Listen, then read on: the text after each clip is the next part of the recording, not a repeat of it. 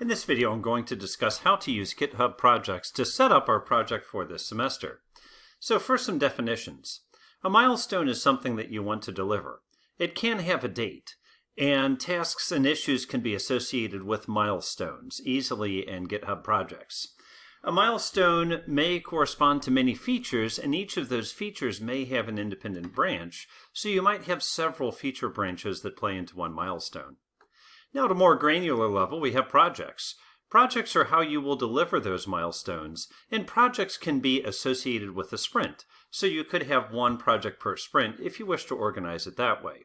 There are many different ways to use GitHub projects with milestones and also our projects. So I'll leave the best interpretation up to you, but this is the way that I'm planning on organizing my own work through this term. Now, underneath this, we have issues and tasks, and these are the individual units of work in a project. So you see we kind of have a hierarchy here going from milestones at the most general to projects to issues and tasks.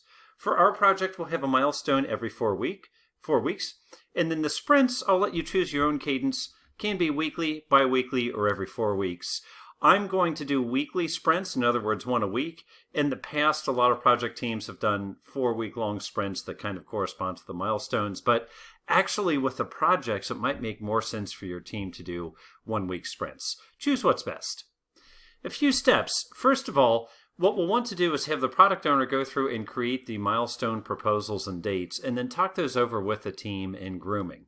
The product owner is what determines, or who determines rather, what highest value work the team can deliver in a given sprint, or a given iteration, if you will. Now, after grooming, we'll have planning, and the team will meet to discuss the milestones. Then the team will create the projects for the first milestones. So just worry about that very first due date, the very first milestone. Create projects, or in other words, create kind of some shells of some sprints that will happen to accomplish that milestone. Then the team should add tasks to about the first sprint or two, maybe the first 2 to 4 weeks of work. Go ahead and task that out. No need to add projects or tasks for the future milestones. Let's just focus on what we're delivering now. And then once we've hit that milestone, we'll go through and repeat this planning process for the next set of milestones. And then lather, rinse, repeat. Once we meet those milestones, we will plan out the next milestones, and so on and so forth. So let's jump right in. Here in the group project grade sheet, I have given some guidance on what the milestone should look like. So the first time we get together, we're essentially just planning and forming and getting our group together. After that, we have milestone number 1, where we're going to define some service endpoints, write a basic UI, and write some unit tests. Now, I will emphasize that in microservices, we're really thinking of the back end, the services first. So that's why we have defined service endpoints first. And then after that, we're going to put a UI on top of it. The next milestone, we're going to look at adding some persistence or an ability to store things, and also implementing some interfaces that we created early on in a previous milestone. And then on our third milestone, we're going to take a look at some integration concepts. So this is kind of a broad structure that I recommend for your group project, but really the product owner is in charge of deciding what should be delivered in each of these milestones. Also notice that the milestones correspond with certain weeks of our course. So with that, let's go back and let's take a look at our GitHub project. And to create some milestones, we go to our project, we click on Issues, and then take a look under Issues, there's also Milestones. So let's think of some milestones that we can create. For our first 4 weeks, I'm going to create a new milestone, and we'll call this something like create service endpoints and basic UI for adding and saving a specimen. That last part's very important because we're thinking about what we're delivering here, and we're thinking about adding and saving a specimen. And so we want to create the service UI and the basic UI and service endpoints for that. So we don't want to leave it off just at this, create service endpoints and basic UI, because we're going to need to do that for every feature that we create. So we want to be specific here and say what is the feature that we are creating. Now if we want, we can specify a date. I'll go ahead and pick one, but pick one that corresponds to that first milestone for your project is what I would recommend. Now under here, I'll just put a quick description and say create ability, let's say create endpoints and basic UI for adding and saving a specimen.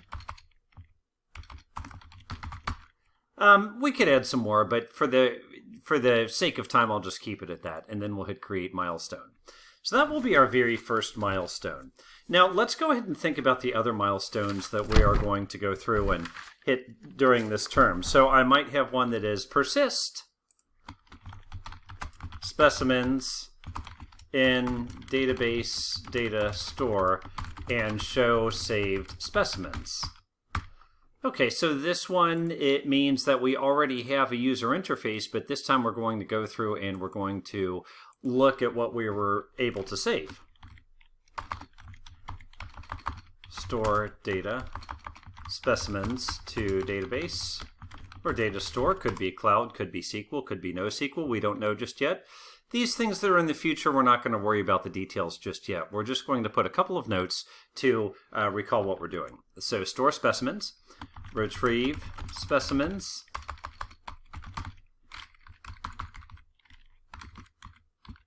and maybe show specimens in UI, and also return specimens when requested by an endpoint.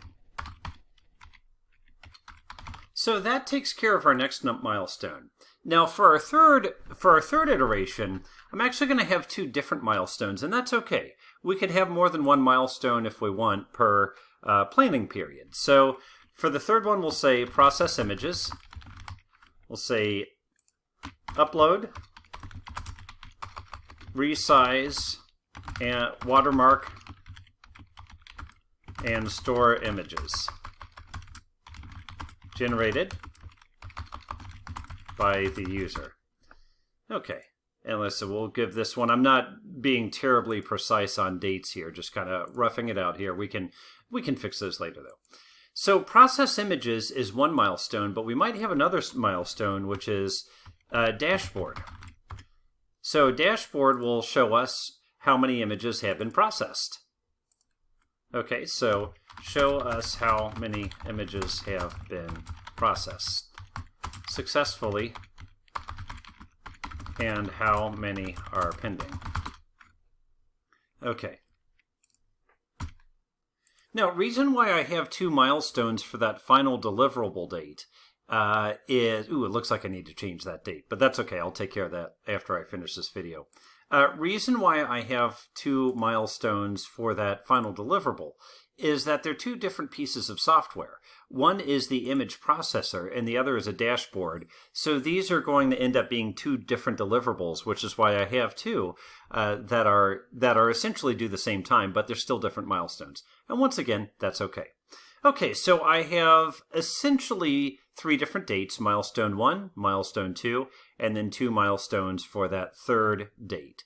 Now what I want to do is I just want to think about the projects for the first milestone only. Not going to worry about the others until we get a little bit closer to there. So we see that we have our milestone defined. And now I'm going to hit projects, and I'm going to say create new project. This project, let's call this one create project foundation. So this is getting us started. And template, we're going to say automated Kanban. What's nice about this is we can associate certain tasks or issues to a pull request. And when that pull request gets merged, it automatically moves all those tasks over to done for us. So I'll say create project. And now here's where I'm going to meet with the team and determine what it's going to take to deliver this unit of work. So this is basically getting us started, which means we can create some tasks like install IntelliJ. Now I'm going to choose add, and I'm going to click on this, and I'm going to say convert to issue. And we could add more text in there if we want. But you see, once I've converted it to issue, I can come over to the right, and I can also associate it with a milestone. So we click on the gear, And which milestone do we want to associate this with? Let's choose our very first milestone, which is create service endpoint and basic UI, just like so. So now we see these two are associated together. And I can go ahead and create a new one. So we might say setup GitHub project, add. You'll see this pattern repeats. We say add, and then we say convert to issue. We can add a note there if we wish, set up GitHub project. Scroll down, milestone, and let's choose again our create service endpoint. And now we can go ahead and choose another issue. So we might say set up git ignore file. Okay. And once again, we can repeat, and I will do this. I'll do a lot more of this after I finish recording the video, just so you don't have to watch, because it's going to get a bit mundane after a while. But nonetheless, milestone boom like so. Add one more. And for this one, we can say create our design document. And once again, add.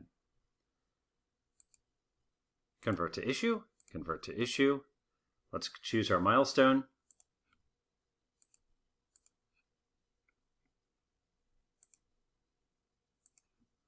And just to double check, because it was kind of easy to click around there, I see when I scroll on the left that each of these is associated with a milestone. That's pretty good. Okay, at this point, install IntelliJ we've done. I can move that to done. Set GitHub project we've done, so I'd move that to in progress and done. Create the git ignore file we've done. And create our design document. We are going to be in progress on that currently. Notice as I move those to right, take a look at this little kind of temperature gauge here. If you saw earlier, it was all gray, but now it's showing that several tasks have moved to complete, and therefore it's green, and we still have some things in to do, and therefore that's purple. So we're looking pretty good on this project. But remember, we can also have multiple projects, and each project will roughly correspond with a sprint. For our purposes, I mentioned I'm going to be doing weekly sprints, and each sprint I will create a new project. So that essentially covers this first project covers a lot of what we've already done so far in this term. Let me go ahead and create a new project, and I'll say, we'll say create endpoints. We'll say service endpoints to make that clear. And web UI for specimen entry. So allow interaction with our specimens. Okay, and this one, once again, we'll do automated Kanban. Now, this time I'm not going to associate it with milestone, at least not each of them. Again, just to save time, I'm going to create the issues, and I'll clean this up after I finish recording the video. First, we have some kind of default things here. We'll go ahead and delete those. Okay, so create service endpoints and web UI for specimen entry. One thing we're going to need to do is create a controller. Now on this one, I will go ahead and show that we can associate this with a milestone. Even though we are in a different project, we still have those same milestones available to us as in our previous project. So we can click and create service endpoints just like so. Now, we'll go ahead and add a new item. We'll say create endpoints for save specimen, and add, and convert to issue. And again, we can associate that with the milestone. Now we might say create basic web page to enter specimens. Okay, and add, and convert to issue. And then we'll say create interfaces for service. Yeah, let's just say for service, that's fine. For service layer, and add. Okay, create mocks or stubs that implement the service layer interface. Add. Now this one I'm going to go ahead and convert to issue now so that I can say a mock or stub is a hard-coded Java class, in our case it's Java, that returns predictable data, and convert to issue. Okay, I'll go ahead and convert this other guy while I see him here. And so we can keep going on this for quite a while. We could also say create DTOs. That's another one. This is the task that typically your team will do together in a planning session. Reason being, one person won't know everything that's needed to accomplish all of this in a term. But the whole group together, thinking together, can oftentimes uncover a lot of the tasks, maybe not all of them, but at least enough to give us a good idea of what we need to do to implement our project. So we can keep going with this. I could maybe add another project. Unit testing is usually considered part of our work, but in this case I might have a new one that says create unit test and mock framework. Okay, so create the framework to write unit tests. I'll go ahead and make this like a bulleted list. Write unit test, mock dependencies, integrate into CI/CD, and create project. Now, do we have to task this one out? Not necessarily. Remember I said just kind of task out maybe the first couple of weeks. Wouldn't hurt to go ahead and task this one out, but you don't necessarily need to. We could keep going and add a few more other projects here, but basically at this point we're in pretty good shape. So this is what I'd like to see for the first design. Projects that align with the first milestone, a couple of those projects fully tasked out, and then milestones that represent what you plan to deliver during this term, broken down by the dates that are described in our final group project. So essentially, 3 different sets of milestones. It could be 3 milestones, it could be more than 3 milestones, just as long as they're aligned with our group project. So a lot of times in this class I get a question about what's required by the end of a milestone date. And really that's up to you and your team, but specifically that's the job of the product owner to decide that. What's due and what we're going to deliver. I will say that code review, which altogether is 40% of the grade this term, code review does depend on you having something substantial committed for each milestone.